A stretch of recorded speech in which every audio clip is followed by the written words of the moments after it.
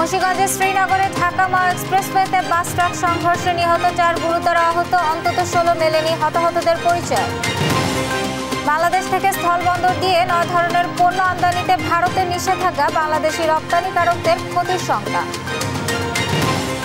সংস্কার, বিচার ও পিআর পদ্ধতিতে জাতীয় নির্বাচনের দাবিতে ইসলামী আন্দোলনের মহাসমাবেশ আজ, কয়েক লাখ জনতা জমায়েতের আশা। অনলাইন বুকিংয়ে হবে বন্দির সঙ্গে স্বজনদের সাক্ষাৎ, ব্যবহার হবে অ্যাপ, পরীক্ষামূলক কার্যক্রম শুরু হবে কাশিমপুর কারাগারে। উত্তরের বিভিন্ন সীমান্ত পথ দিয়ে আসছে হেরোইন সহ বিভিন্ন মাদক, গ্রেফতার এড়াতে বারবার রুট বদলাচ্ছে চোর কারবারিরা। ইউরেনিয়াম সমৃদ্ধে চেষ্টা চালালে ইরানে ফের বোমা হামলা চালানোর হুঁশিয়ারি ট্রাম্পের, খামেনির ভিডিও বার্তাকে বিদ্বেষমূলক আখ্যা। এবং কলম্বো টেস্টে ইনিংস হারের শঙ্কা নিয়ে চতুর্থ দিন শুরু করবে বাংলাদেশ, পিছিয়ে 96 রানে তাইজুলের 5 উইকেট। দেখছিলেন সংবাদ শিরোনাম। সংবাদ সকালে সাথে আছি আমি আফ্রোদিতি মোশাররফ পার্বণ। এবার বিস্তারিত। মুন্সিগঞ্জের হাসারায় ঢাকা মাও এক্সপ্রেসওয়েতে বাস ও ট্রাকের সংঘর্ষে প্রাণ হারিয়েছেন 4 জন, আহত হয়েছে অন্তত 16 জন। গত রাত 3টার দিকে হাসারা ব্রিজ 2 এর মধ্যবর্তী স্থানে এই দুর্ঘটনা ঘটে।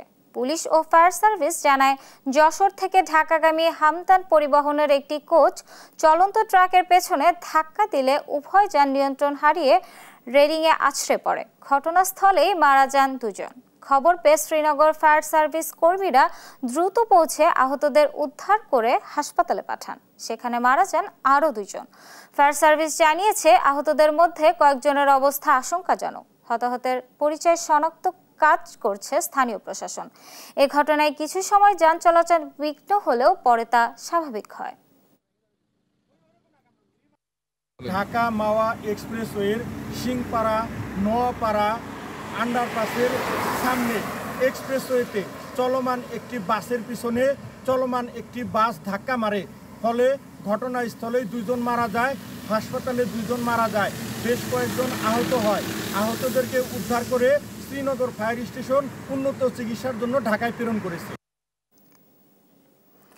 বাংলাদেশ থেকে স্থলবন্দর দিয়ে 9 ধরনের পণ্য আমদানিতে নিষেধাজ্ঞা দিয়েছে ভারত। শুক্রবার ভারতের বৈদেশিক বাণিজ্য অধিদপ্তরের এক বিজ্ঞপ্তিতে এই নিষেধাজ্ঞার কথা জানানো হয়। তবে বাংলাদেশ থেকে এসব পণ্য আমদানির ক্ষেত্রে সমুদ্রপথে একটি পথ খোলা রেখেছে দেশটি। বিজ্ঞপ্তিতে বলা হয়, সমুদ্রপথে মুম্বাইয়ের নবসেবা বন্দর দিয়ে এসব বাংলাদেশি পণ্য ভারতে যেতে পারবে। স্থলবন্দর দিয়ে আমদানি নিষিদ্ধ করা এসব বাংলাদেশি পণ্যের মধ্যে রয়েছে কাঁচা পাট, পাটের রোল, পাটের সুতা ও বিশেষ ধরনের কাপড়। এ নিয়ে বাংলাদেশ থেকে পণ্য আমদানিতে 3 মাসে 3 দফায় বিধিনিষেধ আরোপ করল ভারত। এর আগে গত 17 মে স্থলবন্দর দিয়ে ভারতে তৈরি পোশাক, প্রক্রিয়াজাত খাদ্য, প্লাস্টিক, কাঠের আসবাব, সুতা ও সুতার উপজাত, ফল ও ফলের স্বাদযুক্ত পানীয়, কোমল পানীয় প্রভৃতি পণ্য আমদানিতে বিধিনিষেধ দিয়েছিল।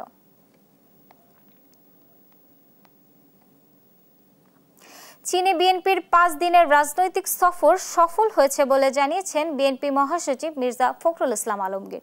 শুক্রবার রাতে দেশে ফিরে শাহজালাল আন্তর্জাতিক বিমানবন্দরে সাংবাদিকদের একথা বলেন তিনি আরও বলেন, বিএনপির ভারপ্রাপ্ত চেয়ারম্যান তারেক রহমানকে চীন সফরের জন্য আমন্ত্রণ জানিয়েছে চীনের কমিউনিস্ট পার্টি। বিএনপি প্রতিনিধি দলের সফরের মধ্যে দিয়ে 2 দেশের কৌশলগত সম্পর্ক নতুন মাত্রায় উন্নীত হবে বলেও জানান মির্জা ফখরুল ইসলাম আলমগীর।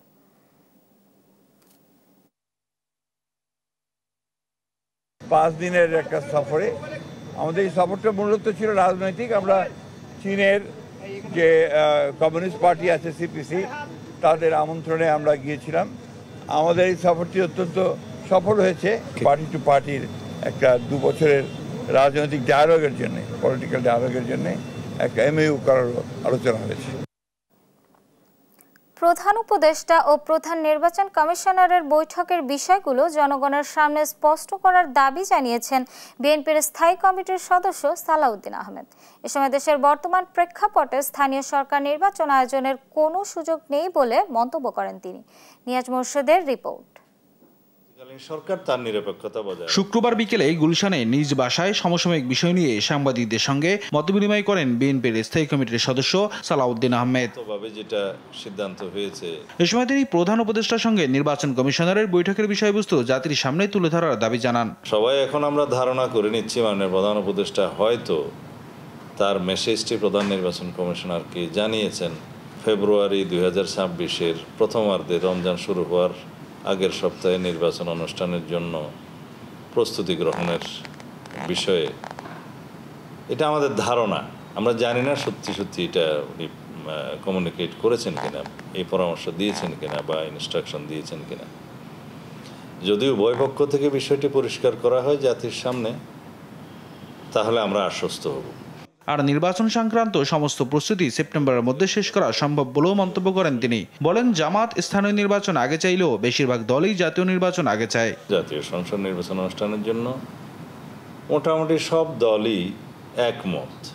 মাননীয় প্রধান উপদেষ্টার ঘোষিত অথবা ঘোষিত না বললেও সম্মত বলা যায় যে সময়, সেই সময়ের মধ্যে জাতীয় সংসদ নির্বাচনের জন্য সব পক্ষই, সব রাজনৈতিক দলই একমত। দ্বিমত হতে দেখিনি কাউকে। আর অন্তর্বর্তী সরকার নির্বাচনে নিরপেক্ষ ভূমিকা পালন করবে বলে আশা প্রকাশ করেন তিনি। তত্ত্বাবধায়ক সরকারের অধীনে স্বাধীন নির্বাচন কমিশনের অধীনে একটি স্বাধীনভাবে সুষ্ঠু, সুন্দর, নিরপেক্ষ নির্বাচন যদি অনুষ্ঠান হয়, নিয়াজ মোরশেদ, দেশ টিভি, ঢাকা। বন্ধ হয়ে যাবে। আগামীর রাজনীতি যেন ফ্যাসিবাদের জন্ম না দেয়, বরং জনপ্রত্যাশা পূরণ করে বলে মন্তব্য করেছেন জামায়াতে ইসলামীর আমির ডক্টর শফিকুর রহমান। শুক্রবার সকালে মৌলভীবাজার জেলা জামায়াতের সাবেক আমির দেওয়ান সিরাজুল ইসলাম মতলিবের পরিবারের সাথে সৌজন্য সাক্ষাৎ ও কবর জিয়ারত শেষে সাংবাদিকদের একথা বলেন তিনি। বাংলাদেশের যেন স্বচ্ছ হয়, সুন্দর হয়, আগামীর রাজনীতিটা যেন আবার ফ্যাসিবাদের কোনো জন্ম না দেয়, বরঞ্চ জনপ্রত্যাশা যেন পূরণ হয়। এই ব্যাপারে রাজনৈতিক দল যারা আছেন তারা যেন সত্যিকার অর্থে মুখে যেভাবে বলেন সেইভাবে দলের স্বার্থের ঊর্ধ্বে উঠে দেশ এবং জাতির স্বার্থকে আমরা সবাই দেখতে পারি। সংস্কার, বিচার ও পিয়ার পদ্ধতিতে আগামী জাতীয় নির্বাচন আয়োজনের দাবিতে ইসলামী আন্দোলন বাংলাদেশের মহাসমাবেশ আজ সকাল 10টায় রাজধানীর সোহরাওয়ার্দী উদ্যানে শুরু হবে এই সমাবেশ। দুপুর 2টায় শুরু হবে মহাসমাবেশের মূল পর্ব। এতে সভাপতিত্ব করবেন দলটির আমির ও চরমোনাই পীর মুফতি সৈয়দ মোহাম্মদ রেজাউল করিম। সারা দেশ থেকে কয়েক হাজার বাসে নেতাকর্মী এ সম্মেলনে যোগ দেবেন বলে জানান আয়োজকরা। সেই সঙ্গে লঞ্চ ও ট্রেনেও কয়েক লাখ জনতার জমায়েত হবে। সেখানে বিভিন্ন দলের শীর্ষ নেতাদের অংশ নেওয়ার কথা রয়েছে। মহাসমাবেশ আগামীর রাজনীতির নতুন বার্তা আসবে বলেও জানান দলটির নেতারা।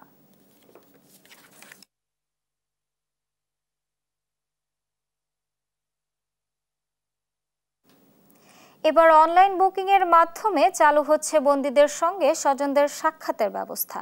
অ্যাপের মাধ্যমে দিতে হবে বুকিং অনলাইন চার্জও।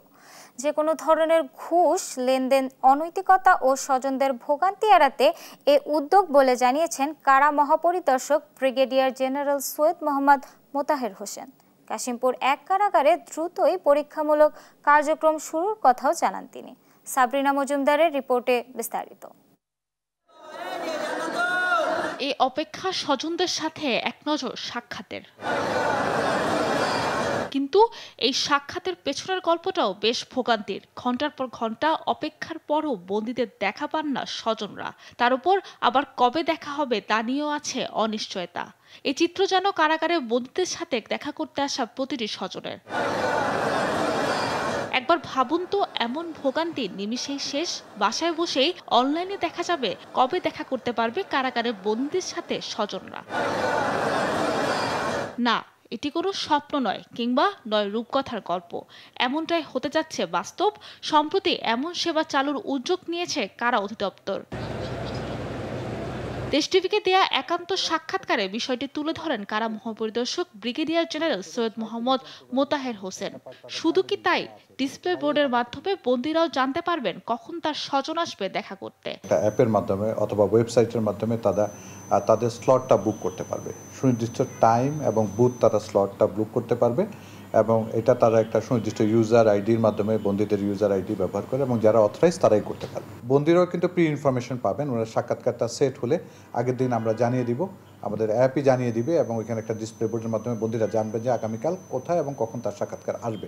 একইভাবে বন্দির আত্মীয় স্বজন আগের দিন একটা SMS-এর মাধ্যমে নোটিফিকেশন পাবে, তার মধ্যে উনিও জানবেন যে ওনার সাক্ষাৎকার কনফার্ম এবং উনি ওই নোটিফিকেশন ধরে বারকোড পাঠানো হবে, ওইটা এসে দেখালে উনি উইদাউট কোনো হ্যাসেল এটা করতে পারবেন। এবং বর্তমানে হাফ অ্যান আওয়ার করে সাক্ষাৎ দিচ্ছি, একজন বন্দী তার পরিবারের সাথে সাক্ষাৎ করতে পারে, ওইটাই চালু থাকবে, ওইখানে কোনো সময়ের কোনো হেরফের হবে। আর অ্যাপের মাধ্যমে বন্দীদের সাথে দেখা করতে স্বজনদের খরচ হবে মাত্র 30 টাকা। বন্ধ হবে অনৈতিক লেনদেন আর ভোগান্তি, আশা কারা মহাপরিদর্শকের। আমরা একটা বেসরকারি উদ্যোক্তা সংস্থার সাথে এটা কোলাবোরেশন করব এবং এটার জন্য একটা সার্ভিস ফি থাকবে এবং এটা হচ্ছে ওনাদের শুধুমাত্র ম্যানেজ করার জন্য, পুরো জিনিসটা ম্যানেজ করার জন্য, SMS থেকে শুরু করে সকল কিছু ম্যানেজ করার জন্য। এটা আপাতত আমরা সেট করেছি 30 টাকা পার ভিজিট, বাট এটাকে হয়তো বা আমরা হয়তো অদূর ভবিষ্যতে আরো কমিয়ে নিতে পারব। ডিজিটাল এই অত্যাধুনিক সেবা চালু হচ্ছে শিগগিরই, পরীক্ষামূলকভাবে আপাতত শুরু হবে কাশিমপুর 1 কারাগার থেকে, এমনটাই জানান কারা মহাপরিদর্শক। সাবরিনা মজুমদার, দেশ টিভি, ঢাকা। নিহত 2 জনের মরদেহ রাখা হয়েছে হাসারা হাইওয়ে থানায়। এ নিয়ে আরো জানাতে সেখান থেকে সরাসরি যুক্ত হচ্ছেন আমাদের সহকর্মী সুমিত সরকার সুমন।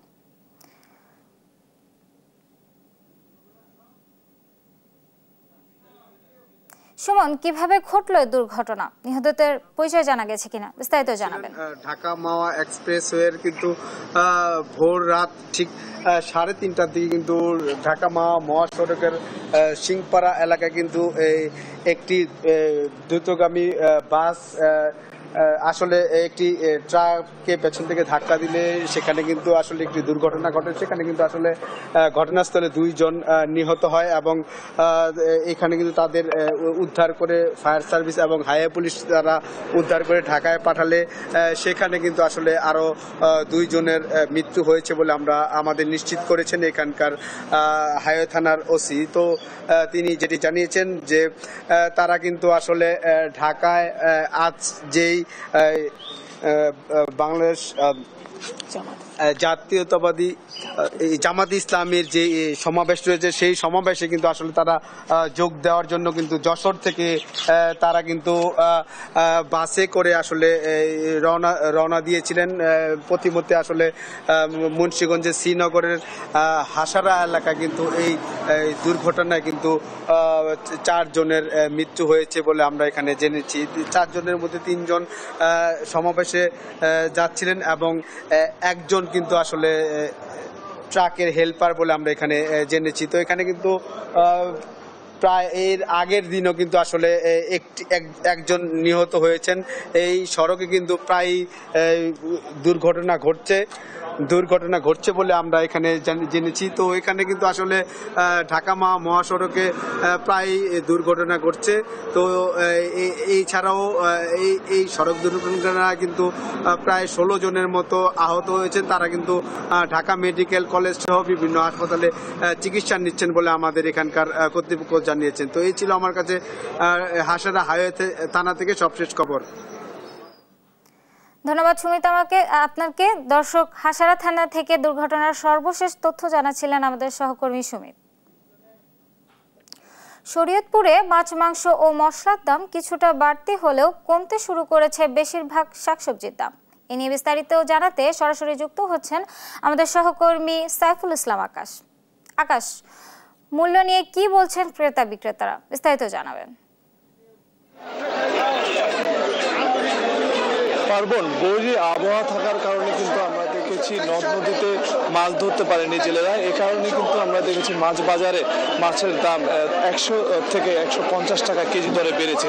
এই মুহূর্তে অবস্থান করছি শরীয়তপুরের পালং মাছ বাজারে। এই বাজারের চিত্র যদি আপনাকে দেখায় সেক্ষেত্রে কিন্তু এই বাজারে 1 কেজি সাইজের যে ইলিশ মাছ সেগুলো বিক্রি হচ্ছে 2500 থেকে 2600 টাকা দরে। আর মাঝারি সাইজের যে ইলিশ মাছ রয়েছে সেগুলো 800 থেকে 900 গ্রামের যে মাছগুলো সেগুলো বিক্রি হচ্ছে 1500 টাকা থেকে 2000 টাকা কেজি দরে। এবং এবং যে ছোট মাছগুলো রয়েছে সেটিও কিন্তু 600 থেকে 800 টাকা কেজি দরে বিক্রি হচ্ছে। পাশাপাশি আমরা দেখতে পেয়েছি যে এই চাষের চিংড়ি মাছগুলো রয়েছে বড় সাইজের, সেগুলো 1400 টাকা কেজিতে বিক্রি হচ্ছে এবং ছোট সাইজের যেই চিংড়ি মাছগুলো রয়েছে সেগুলো কিন্তু বিক্রি করা হচ্ছে 1200 টাকা কেজি দরে। এবং রুই মাছ রয়েছে, সেটি গত সপ্তাহে বিক্রি করা হয়েছিল 380 টাকা কেজিতে, এ সপ্তাহে কিন্তু বিক্রি করা হচ্ছে 400 টাকা কেজিতে। কই মাছ গত সপ্তাহে 660 টাকা কেজিতে বিক্রি করা হলো, এই সপ্তাহে কিন্তু বিক্রি করা হচ্ছে 280 টাকা কেজি দরে। অর্থাৎ বলা চলে যে চাষের মাছগুলো রয়েছে সেগুলো কিন্তু কিছুটা দাম বৃদ্ধি পেয়েছে। এ কারণে কিন্তু এখানকার যারা ক্রেতারা রয়েছে তারা কিন্তু বলছে যে মাছের দাম বেশি থাকার কারণে কিন্তু তারা এই মাছের বাজারে ক্রেতা উপস্থিতি তাদের কম হচ্ছে, তারা কিন্তু মাংসের বাজারের দিকে বিশেষ করে ঝুঁকছে। সেক্ষেত্রে কিন্তু তাদের মাধ্যমে আমরা যেটি জানতে পেরেছি, এই মাছ বাজারে মাছের সরবরাহ কম থাকার অন্যতম কারণ হচ্ছে বৈরী আবহাওয়া। এই কারণে কিন্তু জেলেরা মাছ ধরতে নামতে পারছেন না বলে এই মাছের সংকট থাকার কারণে কিন্তু মাছের দাম কিছুটা বৃদ্ধি পেয়েছে। তো পাশাপাশি আমরা এখানকার যারা স্থানীয় যারা রয়েছে তাদের মাধ্যমে জানতে পেরেছি, তারা চাচ্ছে যে যদি মাছের সরবরাহটা বেশি হতো তাহলে হয়তো বা মাছের দাম কিছুটা কমতে পারতো এবং সর্বমূল্যেই তারা কিন্তু মাছ ক্রয় করতে পারতো বলে আমাদেরকে জানিয়েছে। তো এই ছিল শরীয়তপুরের মাছ বাজার থেকে সর্বশেষ। ধন্যবাদ সাইফুল আপনাকে। দর্শক, শরীয়তপুর থেকে সরাসরি যুক্ত ছিলেন আমাদের সহকর্মী সাইফুল ইসলাম আকাশ। দুর্নীতি ও অনিয়মে 17 বছরেও শেষ হয়নি কাউখালী স্বাস্থ্য কমপ্লেক্সের নির্মাণ কাজ না করে প্রকল্পের কোটি কোটি টাকা হাতিয়ে নেওয়ার অভিযোগ আওয়ামী লীগের প্রেসিডিয়াম সদস্য জাহাঙ্গীর কবির নানকের ভাই নাসিরউদ্দিন লিটু সহ কয়েকজনের বিরুদ্ধে। 30 জুনের মধ্যে হাসপাতালের নির্মাণ কাজ পুনরায় শুরুর ঘোষণা না এলে কঠোর কর্মসূচি দেবেন স্থানীয়রা। জালিস মাহমুদের রিপোর্ট, জানাচ্ছেন নুসরাত শোভা। 2008 সালে পিরোজপুর জেলার কাউখালী উপজেলা স্বাস্থ্য কমপ্লেক্সকে 31 শয্যা থেকে 50 শয্যায় উন্নীত করার প্রকল্প নেয় সরকার। দুর্নীতি ও অনিয়মে 17 বছরেও বাস্তবায়ন হয়নি সে প্রকল্প। প্রথমে প্রকল্পের আওতায় মূল ভবন ও 2টি আবাসিক ভবনের জন্য দরপত্র আহ্বান করা হয়। ব্যয় ধরা হয় 5,50,00,000 টাকা। স্থানীয়দের অভিযোগ, আওয়ামী লীগের প্রেসিডিয়াম সদস্য জাহাঙ্গীর কবির নানকের ভাই নাসিরউদ্দিন লিটু ক্ষমতার অপব্যবহার করে কাজটি হাতিয়ে নেয়। ওই বছর লিটুর ঠিকাদারি প্রতিষ্ঠান নুরিয়া হাসপাতালের 20% কাজ সম্পন্ন করে। বাকি কাজ শেষ না করেই তুলে নেয় পুরো বিল। শিডিউল অনুযায়ী হাসপাতালের কাজ শেষ করার কথা ছিল 2014 সালের 25 জুন। তবে তা করতে না পারায় ঠিকাদারের দরপত্রের কার্যাদেশ বাতিল করা হয়। এরপর 2022 সালের 24 জুলাই আবারও কোহিনুর এন্টারপ্রাইজ নামে আরেকটি ঠিকাদারি প্রতিষ্ঠান ভবন নির্মাণের দায়িত্ব পায়। কথা ছিল 25,11,00,000 টাকায় 1 বছরের মধ্যে কাজ শেষ করবে এই প্রতিষ্ঠানটি। তবে তারাও টাকা নিয়ে কাজ শেষ না করেই পালিয়ে যায়। এ ঘটনায় 2025 সালের 21 এপ্রিল স্বাস্থ্য অধিদপ্তরের 3 প্রকৌশলী ও ঠিকাদারি প্রতিষ্ঠানের মালিকের নামে মামলা করে দুদক। প্রাক্কলন মোতাবেক কাজ না করে সমস্ত টাকা উত্তোলন করে নিয়েছে। আমরা এই বিষয়ে অনুসন্ধান করে অভিযোগের সত্যতা পেয়ে নির্বাহী প্রকৌশলী, সহকারী প্রকৌশলী সহ সংশ্লিষ্টদের বিরুদ্ধে মামলা দায়ের করি। মামলাটি বর্তমানে দুদক পিরোজপুরে তদন্তাধীন আছে। দুদক একটা কেস করছেন আমাদের 3 জন ইঞ্জিনিয়ার এবং 1 জন ঠিকাদারের নামে, তো সেটার কেস চলমান আছে। হাসপাতালটি দ্রুত নির্মাণের জন্য গেল 4 জুন মানববন্ধন করে কঠোর কর্মসূচির ঘোষণা দেন সেবা বঞ্চিত মানুষ। এই 17 বছর এই 50 বিশিষ্ট হাসপাতালটি নির্মাণ হয় নাই বিধায় আজকে এই সর্বস্তরের জনগণ এখানে উপস্থিত হয়েছে মানববন্ধনে। ডাক্তাররা আসলে ডাক্তাররাও থাকতে চায় না। ডাক্তাররা আসার সাথে সাথে তারা কিভাবে ট্রান্সফার হয়ে এখান থেকে অন্যত্র চলে যাবে এই চেষ্টা করে। প্রায় প্রতিদিন 300 থেকে 400 রোগী কমপক্ষে আমাদের বহির্বিভাগে আসে। এই রোগীদেরকে সেবা দেওয়ার জন্য আসলে আমাদের কোনো ভবন নেই। আমরা অস্থায়ী যেটা কোয়ার্টার সেটাও পরিত্যক্ত। 30 জুনের মধ্যে হাসপাতালের নির্মাণ কাজ শুরুর ঘোষণা না এলে সড়ক অবরোধ, বিক্ষোভ মিছিল সহ কঠোর কর্মসূচির হুঁশিয়ারি স্থানীয়দের। নিউজ ডেস্ক, দেশ টিভি। উত্তরের বিভিন্ন সীমান্ত পথ দিয়ে আসছে মাদক। হালে সবচেয়ে বেশি আসছে হেরোইন। বিভাগের কারাগারগুলোতে মোট বন্দির একটা বড় অংশ মাদক মামলার আসামি। মাদকদ্রব্য নিয়ন্ত্রণ অধিদপ্তর বলছে, এখন যেসব সীমান্ত হেরোইন চোরাচালানে ব্যবহার হচ্ছে শিগগিরই সেই রুট বদলে যেতে পারে। কাজী শাহিদের প্রতিবেদন। রাজশাহীর গোদাগাড়ি, চাঁপাইনবাবগঞ্জের চর বাগডাঙ্গা এবং কুষ্টিয়ার সীমান্ত পথ ব্যবহার করে দেশে আসছে হেরোইন। আইনশৃঙ্খলা বাহিনীর হাতে কিছু ধরা পড়লেও বড় অংশ চলে যাচ্ছে দেশের অভ্যন্তরে। রাজশাহী অঞ্চলের কারাগারগুলোতেও উল্লেখযোগ্য হারে বেড়েছে মাদক মামলার বন্দির সংখ্যা। মাদকদ্রব্য নিয়ন্ত্রণ অধিদপ্তর ও কারা কর্তৃপক্ষ বলছে 2023 সালে সারা দেশে মাদকের মামলা হয়েছে 2598টি। এর মধ্যে রাজশাহী বিভাগে 1427টি। 2024 সালে 1572 মামলার মধ্যে 772টি মামলা হয়েছে রাজশাহী বিভাগে। এই বিভাগের 8 কারাগারে মোট বন্দী আছে 8966 জন। এর মধ্যে মাদক মামলায় বন্দী 2562 জন। 2024 সালে সারা বাংলাদেশে হেরোইনের মামলা হয়েছে 1572টি। তো তার মধ্যে 772টি মামলা হচ্ছে রাজশাহী ডিভিশনে। রাজশাহী ডিভিশনের 8টি কারাগারের মধ্যে সর্বোচ্চ 46% বন্দী মাদকে। পুলিশ ও আইনজীবীরা বলছেন জামিনে ছাড়া পেয়ে অনেকে আবার জড়িয়ে পড়ছেন মাদক ব্যবসায়ী। জামিনে মুক্ত হয়ে তারা পুনরায় আবারও মাদকের সাথে জড়িয়ে পড়ছে। এর কারণ হিসেবে আমরা দেখেছি যে যারা অভ্যাসগত অপরাধী তারাই পুনরায় এই আবারও মাদকের সাথে তারা অঙ্গাঙ্গভাবে জড়িত হয়ে পড়েছে। মানে অল্প সময়ের মধ্যে যদি এই বিচার প্রক্রিয়াটা নিষ্পত্তি করা যায় তাহলে হয়তো অনেকাংশে এই মাদকের ব্যাপারটা ক্লিয়ার হতে পারে, মাদক এই ব্যবসা থেকে তারা সরে আসতে পারে। রুট বদলে নতুন উপায়ে হেরোইন চোরাচালানের শঙ্কা করছে মাদকদ্রব্য নিয়ন্ত্রণ অধিদপ্তর। সংস্থাটির দেয়া গোয়েন্দা তথ্যে বলা হয়েছে হেরোইনের কাঁচামাল এখন উৎপাদন হচ্ছে মায়ানমারে, যা ভারত হয়ে আবার বাংলাদেশে আসছে। আশঙ্কা করছি যে মায়ানমার থেকে উল্টা আমাদের দিকে হেরোইনের যে কাঁচামাল সেটি বাংলাদেশ দিয়ে ইন্ডিয়াতে যাচ্ছে এবং ইন্ডিয়ার সীমান্তবর্তী এলাকায় কিছু ক্ল্যান্ডেস্টাইন ল্যাব আছে, ওই ল্যাবগুলোতে এগুলো ম্যানুফ্যাকচারিং করে সীমান্ত পার হয়ে আবার আমাদের দেশে আসছে। হেরোইন চোরাচালানের সঙ্গে জড়িত 92 গডফাদারের তালিকা করেছে পুলিশ, যাদের সন্ধানে চলছে অভিযান। কাজী শাহেদ, দেশ টিভি, রাজশাহী।